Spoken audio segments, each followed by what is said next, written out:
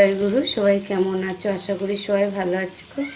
আজকে আমি বানাচ্ছি চিকেন, পেঁপে দিয়ে আলু দিয়ে চিকেন বানাচ্ছি প্রেশার কুকারে। তেলটা আমার এখানে গরম হয়ে গেছে। এখানে আমি দারচিনি, দুটো এলাচ আর গোটা জিরে দিয়ে দেবো ফোড়নে।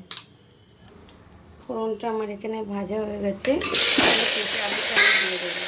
পেঁপে আলুটা আমি একটু ভেজে নিয়ে এখানে চিকেনটা মিশিয়ে দেবো। এখানে আমার পেঁপে আলুটা ভাজা হয়ে গেছে। ম্যারিনেট করে রাখা মাংসটাকে আমি এবার এখানে ঢেলে দেবো।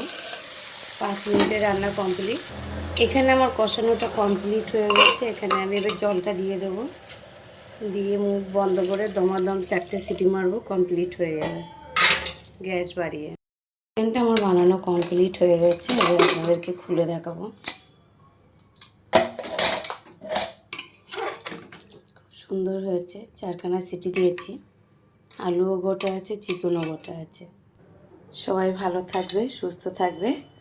দেখা হবে পরের ভিডিওতে।